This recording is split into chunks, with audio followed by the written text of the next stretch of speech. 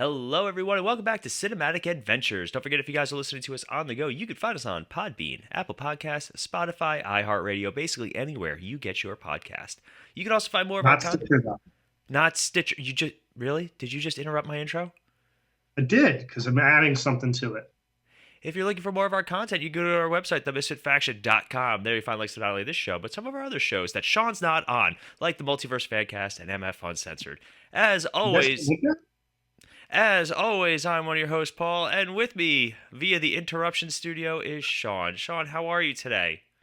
I am great, Paul. I am sorry. I'm in a good mood today, and I'm trying to liven you up. You look a little down in the dumps, so I'm like trying to make you laugh a little, but I know that's just very hard to do. I will punch you through the computer. I'll figure it out. And it's okay, fine, fair enough. Yeah, fair enough. But anyway, we are happy-ish to be back, and this time we're celebrating the 30th anniversary of another movie that makes us feel exceptionally old. Absolutely. Like, so old. Like, I saw this movie in the theaters as a child, and now it is 30. Now it probably has lower back pain when it gets out of bed. That's how old it is.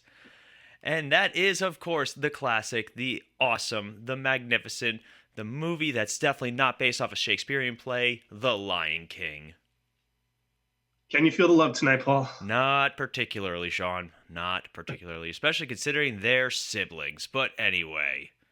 That's very true. Yeah, that kind of ruins the movie for you when you realize that Nala and Simba are most likely... Mufasa got around. There was 2 male lions in that pride.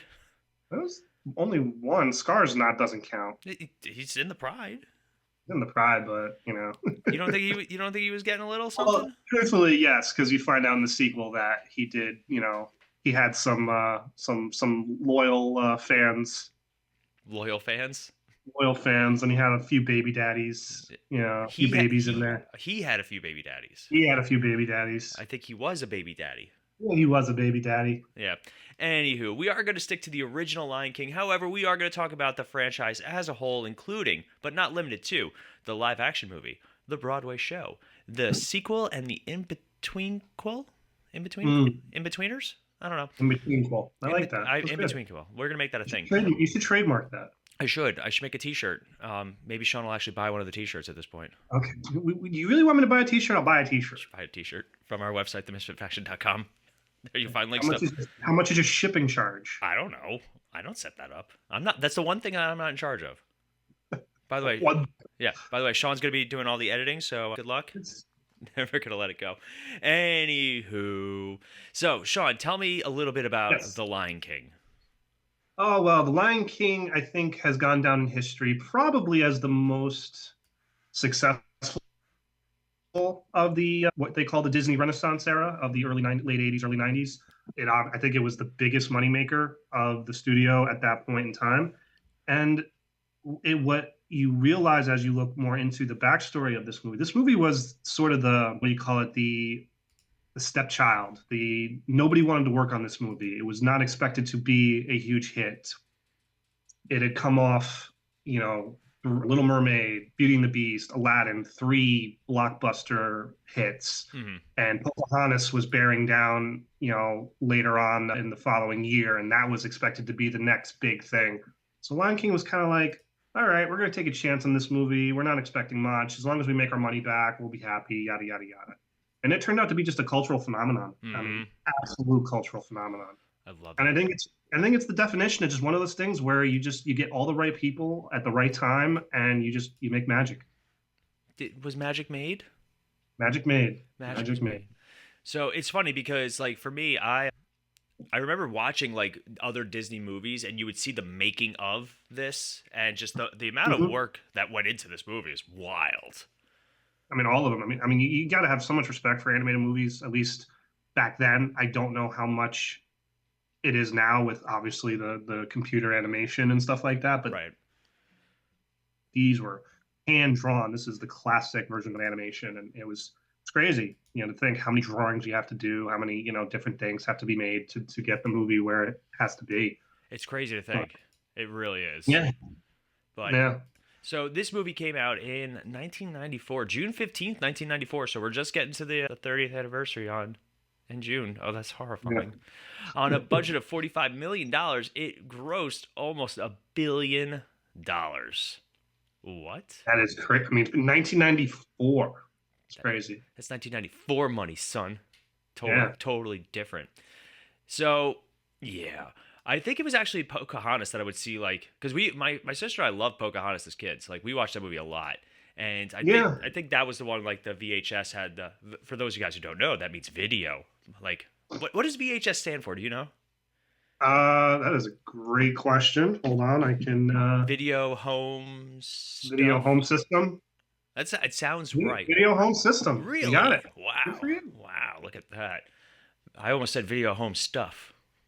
Video And I home. think these Disney movies, in this era, like late '80s, early '90s, I mean, they obviously, are, VHS was a huge factor for them and all the old time classics, at that time. So I mean, it was just a way to keep these movies going and going and going. Mm-hmm. And So, going. hmm? And going. And going And going. and going and going. But what was your when you were a kid? Lion King, was it one you watched often? Was it like, We saw it in theaters like 4 or 5 times. wow, Yeah, all right? we saw it a fair amount of times. It's such a good movie. Oh, it Uh, is. I didn't care for it as much as when I was younger. I for some weird reason, I was big into Aladdin. I was big into Beauty and the Beast. But Lion King, I would watch it every now and then, mhm. but it was not one that I would always sit down and watch. But I could tell you now, it's up there as one of my top, Oh, probably absolutely. 5 Disney animated movies of all time. I think it's the best score of a Disney movie Yeah. ever. Songs are good. I think, like Beauty and the Beast songs are better. I think, I'm sorry, I agree. That's how I feel. But the score is just unbelievable. So Mm. good. I Hans could Zimmer. Hans Zimmer. That's true. I do like Hans Zimmer, and obviously Elton John. Like this was also when they had like a lot of like big name people like who were Mhm. doing part of the score. So it was a weird time because the music wasn't just the songs from the movies. It was also a lot of like you had like Tarzan, like Phil Collins was heavily involved, like stuff like that. It was a lot of other things that weren't really part of the actual movie. But obviously, Can You Feel the Love Tonight, is one of the Mm-hmm. most iconic Disney songs. I would say that Hakuna Matata is one Matata. of my favorite Disney songs. And also, I don't know why, but I Can't Wait to Be King. Can't Wait to Be King's a great song, very catchy. Be Prepared is, I Probably think, great. one of the One of the best. best villain songs. Absolutely. And Circle of Life is just, So basically, I mean, not so much. every song in this movie is good. No, they are. They're very good. I just think some other movies have maybe just a tad better on the songs.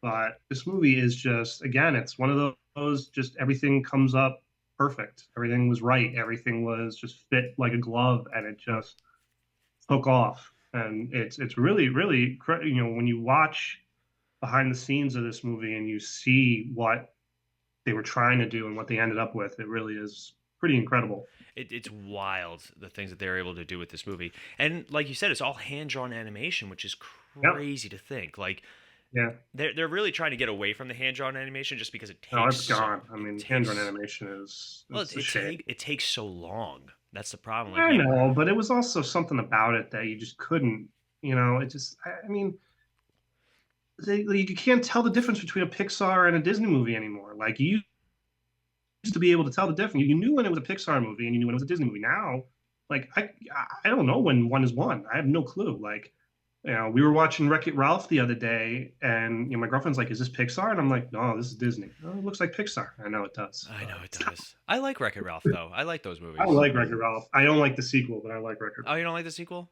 Did, Nah, I think the sequel's a letdown. really? Oh, that's Yeah, interesting.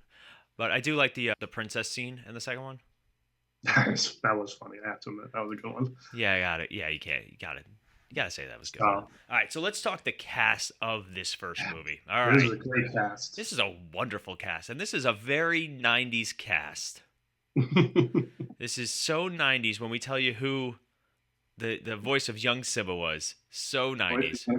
Jonathan Taylor Thomas, for all you Home Improvement fans out there. JTT. ATT. Oh my God, He, what a he was '90s. young Simba. Young Simba, yeah. And also, he was in 2 episodes of Smallville, but that's neither here nor there. So, anyway, but Matthew Broderick portrays adult Simba, who I don't know who gets more screen time. I feel like Matthew Broderick probably a little bit, but like the first half of the movie is Jonathan Taylor Yeah, Thomas. no, it's a pretty. I think it's a pretty even between the two of them. Mm-hmm. Ferris Um, Ferris Bueller is King of the Jungle. yes, Yeah. We have Jeremy Irons as Scar, and Jeremy Irons kills it in this movie. he is perfect choice for a voice for that character. Oh, His voice just works wonderfully. and like you said, be prepared. Oof, still So one of good. the biggest disappointments in the live action movie Correct. when they decided to say it instead of sing it. Because apparently that song, like they were trying to cancel it for a minute because it's like Nazi imagery. They're like that's the point. Like the whole Mhm. point is to show them that they're not good guys. Like why do we need? Well, you can't think about it, Paul, because you just shake your head and you're like, it's a song. I know, but still, it It's a bothers me. song. It bothers me. No, I totally agree with you. I mean, when I went to go see it in theaters, and you had told me, I think beforehand, that they had cut that song out, and I'm just like, why? Like, it makes no sense. Mm-hmm. It's added to the ultimate disappointment of that movie, and just I've never watched it since, and I never honestly need to watch it again. It was that movie. That movie to me, you for all the live action haters out there, you can point to that movie.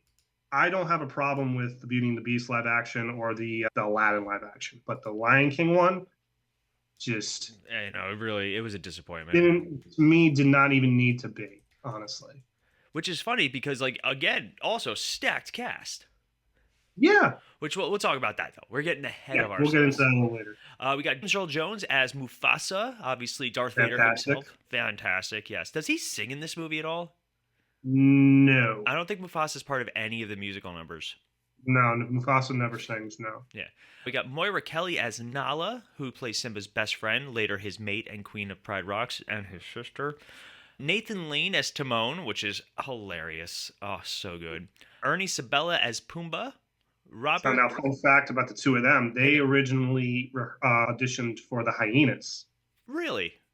correct? And then they read a line, I guess never made it into the movie, but the directors heard that exchange between the two of them, and they were like, that's Timon and Pumbaa. That's awesome. Arguably, another example of side characters that became just as, if not more popular than the main characters. Yep. Yeah. Right. Robert Guillaume as Rafiki. Mm-hmm. Rowan Atkinson as Zazu, who was perfect. I loved him when he sings. It's a small world after No, all. no. Madge Sinclair as Queen Sarabi. We got as the hyenas Whoopi Goldberg. Robbie. What was that? Nope, you go ahead. I didn't say anything. Yeah, you didn't. We got as the hyenas Whoopi Goldberg, Cheech Martin, and Jim Cummings as Shenzi, Bonsai, and Ed, respectively. Ed. And It's like Ed and Eddie. and that's the whole cast. It's a small cast. Well, a big cast. No, I mean it's you got your big names, and then everyone else is just additional voice actors. Probably like every people you hear all over the place. All different stuff, but Right. they don't like the background animals. You never hear them talk. No. It's only the main characters. They just stick to the main characters, and that's about it. I'm trying to think whoever else oh, Jim Cummings voiced the mole that talks to Zazu. Yeah. Sir, news from the underground. Like that, I'm trying to think of any other character that talks. And you know what actually freaks me out the most about this movie? So the animals can all talk, but the bugs are getting eaten. And imagine you're a lion and you're about to eat something, and it's like, nah, don't do it. And you're like, oh man. Well, like the other hyenas. Like none of the other hyenas talk. They're No. just those three main, just the three main ones. But we're still hungry. Yeah, and then Timon and Pumbaa, but like all the other animals, the antelope, the zebra, Mhm. because they're all technically the food of the lions. So like they're not going to give them voices, Right. Like, no, don't kill me, please. I have a family. Do you? This is a Disney movie. You shouldn't be showing this. I know, right? That's funny. Let's see. So do you want to talk about the plot a little bit, or? I think the plot's pretty basic. We could just be like, we have Mufasa is the king of the Pride Lands. You pretty much open the movie at the birth of Simba, who is now in the line of succession of becoming king. Scar is Mufasa's brother. He is now no longer the next in line to become king, and he is very jealous. Mm-hmm. And he immediately starts plotting a way for him to become king. And he takes advantage of the hyenas, who are basically been banned from the Pride Lands. They are the sworn enemies of the lions. And he teams up with them, and they come up with a plan to eliminate Mufasa and Simba at the same time. This way, Scar can become king. What a what a Shakespearean type in movie. I know. Like, where have we heard that before? Mm-hmm. Mm-hmm. But yeah, and then it turns out, like obviously you have some iconic scenes from this movie, like when he's talking to his dad, in the Mm-hmm. stars, the "Remember Who You Are." Like it's Yeah, the wildebeest chase, I think, is one of the best scenes in animation ever with that music. oh, absolutely, Chased and Mufasa, chasing him down, trying to save him. And then, of course, the death of Mufasa is just still still traumatizing, hit, still still traumatizing. still traumatizing. Oh God, even and that I think that was the other thing too. In the live action remake, they're so photorealistic Mm-hmm. that the emotions lost. Like at least for animation, you can do other things that wouldn't translate well in real life. Like we have a Yeah. cat, we know when our cat is sad, but I've never seen our cat dramatically, react to the death of a loved one and believe that he is currently reacting as such.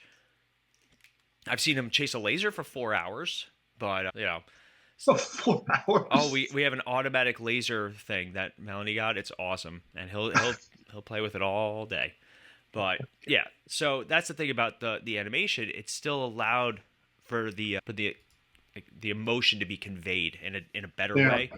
So yeah, and then after Mufasa's death, Simba runs away, and the hyenas can't catch him, so they just kind of let him go to die. Like, yeah, don't come back, or we're gonna kill you. And he's But found. they tell Scar that they killed him. Oh yeah, they got the job done. He got the job done. They never get their comeuppance for that one. Like, when Scar sees him, he's like, "Nice to see you, alive," and he It's looks at them, and they're funny. like, I always think of Hercules at that moment, and I'm like, Hercules. Why does that name ring a bell? I don't know. It's someone we owe money. "Yeah, yeah." That's another hidden gem of the Disney pantheon. I loved Hercules. Hercules is a very popular name Oh nowadays. yeah. Although, and that's another movie that I remember seeing all the behind the scenes and trailer stuff for in other Disney movies. They were really good with stuff like that. Oh yeah, that was kind of always the fun part about it. When a movie would come out to video, you would pretty much guarantee you were going to see like a little bit how they were making the next one. So Hmm. like Lion King, I don't know if Pocahontas was already done when Lion King probably. So you probably were seeing Hunchback of Notre Dame Oh on yeah. the VHS. And then for Lion King, you were seeing for Hunchback, you were seeing Hercules and so on, Mulan, and then Tarzan. Yeah, no, and it's fun looking back on like some of the older VHSs, and you would see how they were making Beauty and the Beast or Rescuers Down Under. That's Stuff again like that. another franchise where I remember watching the second one Second one first, and it was first. so good. Yeah, But anyway, we actually just watched Rescuers Down Under like a week ago. oh, it's such a good movie. So it's very underrated. Very Very underrated. underrated. I do think it is way better though than the first one. I love them both, but I love the first one. But the second one is, I think, more beautifully made. Hmm. The animation's just so much nicer. Oh, it's a great animation. The original one's during what they call the Disney Dark Era. So, but it's still, I think, a very, very, very good movie. The original one had a girl's boobies. In the clouds, wasn't it? Something like No, that. no, in the original Rescuers. All right, so let's talk about this really quick. The Disney subliminal Okay. messaging, because Lion King is subject to this as well. So in the original Disney's The Rescuers, one of the animators put a brief shot of a naked woman, like an actual, like this is a real thing. It's when they're on the seagull and he's flying, or they're on the bird. I forget. It's not a seagull, but Yeah. and they're flying, and like the male mouse is like in the background you actually see a picture of a naked lady, and I they think they've fixed all. Like, you'll never find those again unless you have like the the original old time VHS or YouTube. releases and stuff like that. I don't even know. Maybe on YouTube, yeah, maybe, but I don't even know. Like, Disney was so. If they found out something like that, it was like boom, Oh, he got that animator got fired. gone. Blacklisted, probably. Well, the animator obviously would get involved, but like, I think the Little Mermaid VHS cover, the castle had like a The penis cat, shape or something yeah, as one of its they looked like pieces. phalluses, and it is not subtle. But they claim that that was totally a mistake, but it is totally true.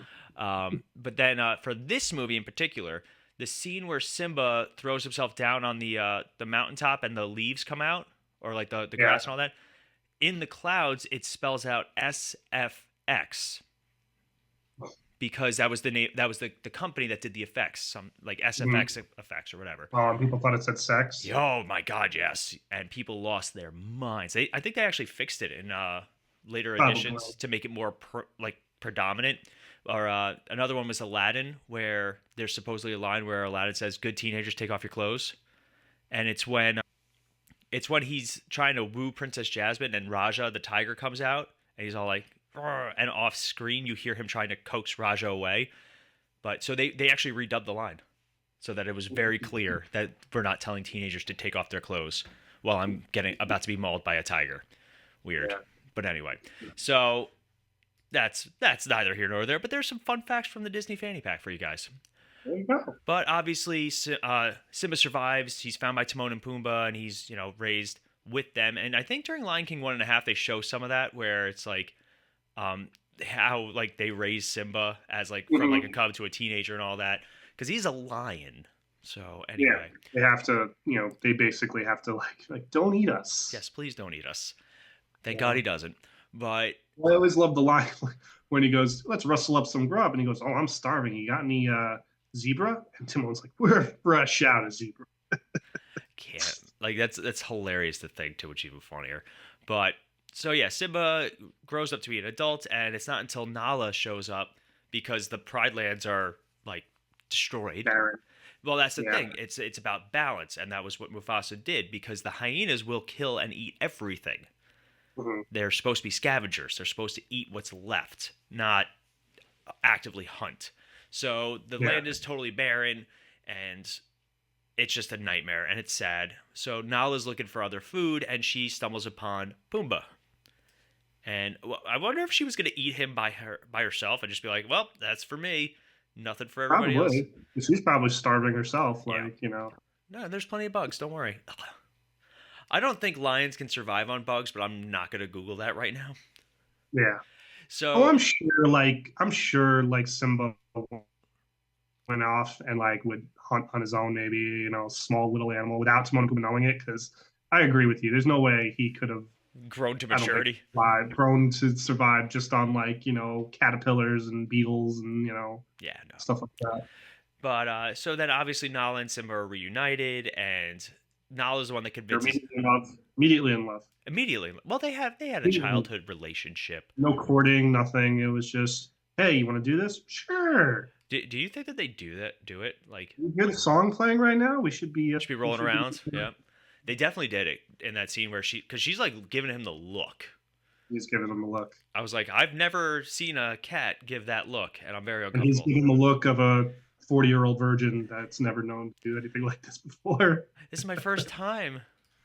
I just can't wait to be king. I've been living with a warthog for the last 7 years. And I have needs, and I'm not just hungry. But anyway, so messed up. well, he's kind of hungry, but not that hungry. Gotta hungry. But he goes back and makes claim to the throne, and him and Scar have their battle royale, and the death of Scar immediately changes the weather. Weird. But the hyenas are actually the ones that kill Scar, which is even crazier. Yes. Yeah, that's a little poetic justice type thing. Mhm. But and then we have like the happy ending. Simba has his baby, and it's the circle of life because now it's right back to the beginning, and that was like the song. And The Lion King's just such a good movie. It's a very good movie. It's hard to find anything wrong with it. I agree. I really. I don't know if I really have a problem with anything in the movie. Wild. Yeah. But so let's talk about the rest of the franchise. However, so Yeah. 4 obvious- years later, we get Lion King 2, Simba's Pride, which a direct-to-video sequel, which is which was huge at that time. it was the biggest thing. Every movie got some sort of direct to video I mean, sequel. we got I think Lion King 2 might, no, Return to Jafar, I think was the first. Then we got Lion King 2, we got Aladdin and the King of Thieves. We got Little Mermaid did one, Little Cinderella, Mermaid did one, Beauty Cinder, and the Beast, like a Christmas in between yeah, quote. Cinderella did one, Cinderella, all of them, Lady and the Tramp, 101 Dalmatians. which You is know, they are. funnier. It was a cash cow. I mean, it's very similar to what Disney's doing now with the live action movies. They realize we're making money off of this. Why stop here? You Hmm. know, let's make sequels to all of our classics. And it was cheaper for them to just do You direct know, this. oh, absolutely, They had brand recognition. So yeah, this movie rolled out 4 years later, and the cast is still pretty stacked. Like I was kind of surprised when I was reading through this cast yeah. list. Matthew I mean, Broderick, Nathan Lane, Matthew Broderick are all back. All the main stars are back. yeah, Nev Campbell as Kiara. Those are your '90s right there. Oh yeah, Jason Marsden. For those of you guys who aren't familiar, Jason Marsden's one of those guys that's in so many. He played Max Goof in the Goofy movies, and he was also on like one season of Boy Meets World. He played Eric's friend. Yeah, he was like a friend. Yep, I remember that. He's funny. He's another guy like he was in like every '90s like Step by Step, and he always played like the best friend. You Hmm. know, he was just always pretty funny wherever he did. Yeah, even like James Earl Jones and Jim Cummings roll back. So like Hmm. it's really what a what a wild ride this is. Like I'm all about it actually. But the movie is pretty much the exact same as the first one to a point.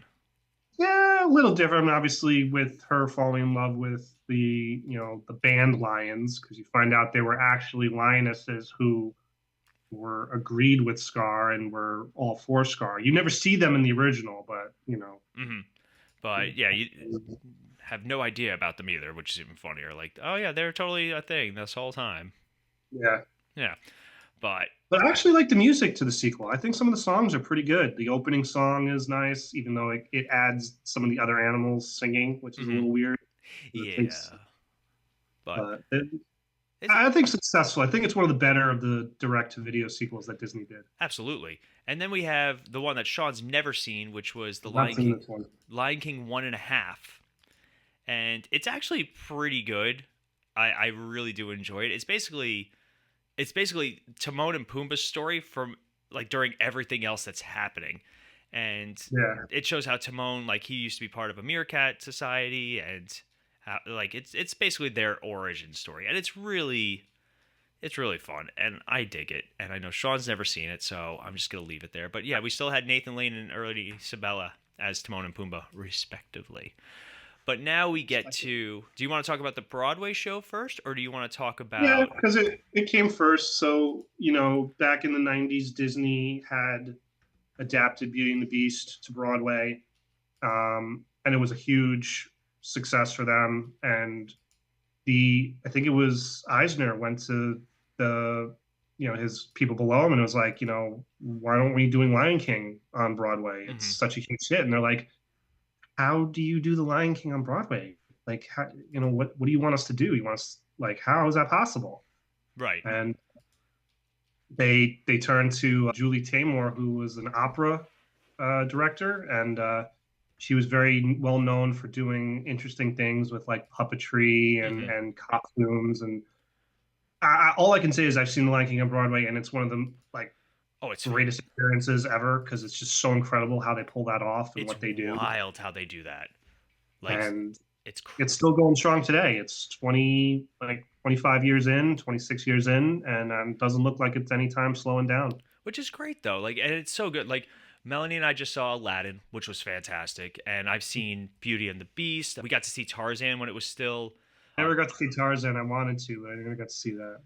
that was really good and very like the amount of like just wire work and stuff like that is just crazy how they're able to do it. Yeah. But Little Mermaid was on Broadway, but it wasn't a huge hit. Mary Poppins came to Broadway. That was there for a while. oh yeah, that's Frozen right. was on Broadway. Yeah, maybe I didn't see as many as I thought I did. Dang it. Well, because you forget. I mean, it was just, it became a thing. Like if a movie was a huge blockbuster, you kind of guessed somehow they were going to make a musical out of it, Hmm. like a Broadway musical out of it. The Tarzan one I was intrigued by because the movie's not a musical. The characters No. don't sing. There are It's musical just Phil scenes. Collins. They're musical scenes, but Phil Collins is singing. It's not the characters singing. Hmm. So I was interested to see how that was pulled off. It Little Mermaid was just, I heard, was weird because I think everybody was on like roller skates to mimic them swimming. what? So that would have been weird to see. I That's saw Mary Poppins. That was okay. Frozen, I had no interest in seeing. that's because you don't like fun. I was just over I Frozen. know you're over Frozen at this point. That's okay, Sean. Not everybody. And then Aladdin came out. Like I feel like now it's been almost 10. Has it been 10 years when Aladdin? No, it can't be that long. Oh, I couldn't even tell you. But so let's now move to. We're gonna finish up with the live action movie. Just because I want to see Sean just be mad. I'm not. Listen, I'm annoyed by it, but I'm not gonna. They're also making another one, Mufasa the Lion King, like the animated or like the live action the live CGI. action, the photorealistic. It's a prequel. Oh God, that's so stupid. But anyway, all right. So the live action one rolls around because this was also during the time where it's like we want all live action, and I get it. Like as a superhero fan, like I wanted live action superhero movies too. Like I get it. So Yeah. the movie is the exact same, like the exact same plot, completely. Let's just establish that so we don't have to do any of the plot stuff.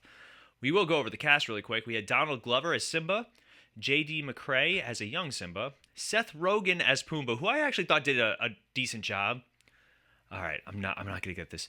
I never get this. Chiwetel Ejiofor as Scar. I don't know if I said that right. I'm really sorry. I hope he's not listening. Let's see. We have Alfred Woodard as Sarabi, Billy Eichner as Timon. Oh, I like him. John Candy as Rafiki, John Oliver as Zazu, Beyonce as Nala, James Earl Jones as Mufasa, and he sounds so tired in this movie. Like he just really. I think that was a factor for me. The voice casting, not all of them, but certain ones, Beyonce, literally sounds like they're sitting somewhere and just like saying words. They're not giving any real oomph to the performance. I can Like I can understand that. I totally understand the casting of Donald Glover and Beyonce as Simba and Nala, Mm-hmm. but to me, any Joe Schmo could have played those roles and it wouldn't have changed anything. Like they didn't blow me away, in their performances. Seth Rogen, I agree with you, was funny as Pumbaa, but I can only take Seth Rogen's voice For so long. for so long. So it's Seth Rogen. Like that's Billy Eichner was good. I like Billy Eichner. I thought he was a good Nathan Lane type, voice sounding. John Oliver is John Oliver. Then James Earl. I was kind of surprised when they cast James Earl Jones. I was like, really, guys? Like if you're gonna cast, I mean, I know why they did it, but I'm like, you couldn't find another actor that could pull that character off. Like it just kind of was like, all right. And I agree with you. He sounded kind of like he was sitting somewhere and just saying the words. It didn't have the same as the original did. I know he's a lot older. I get it, but it was just something was just missing from this movie. It really was. I agree. And like I said, I also do firmly believe that it is the photorealistic. It took away so much from the actual from the emotion. No, I agree. Like there were moments when you're watching, you're like, wow, am I watching a documentary? Like it did look really well done. Like the lions at some points looked real. Yeah. And there were some moments when you could tell it was CGI.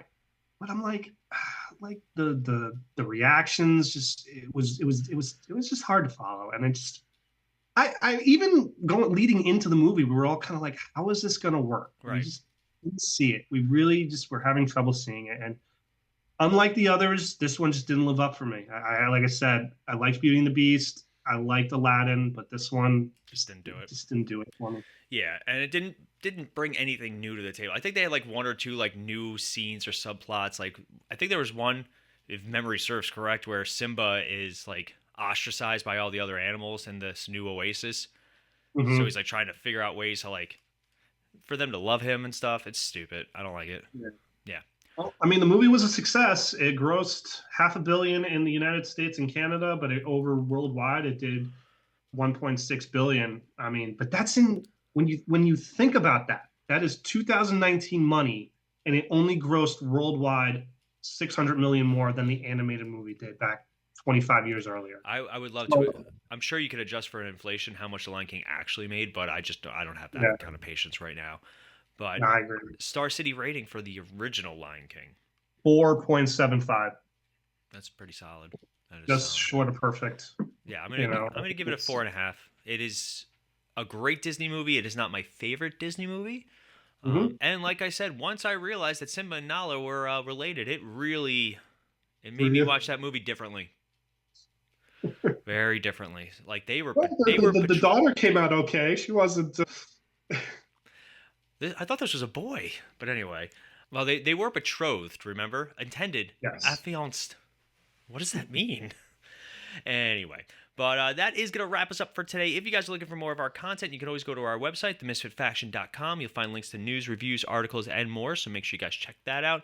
We also have all the social media. We're on Instagram, Twitter, TikTok, Facebook. Just make sure you type in the Cinematic Adventures Podcast or the Misfit Faction, and odds are you'll find some of our stuff. But I think that is going to wrap us up for today. As always, I'm Paul, I'm Sean. and we'll see you guys next time. Circle of life, man. Circle of life. Hakuna Matata.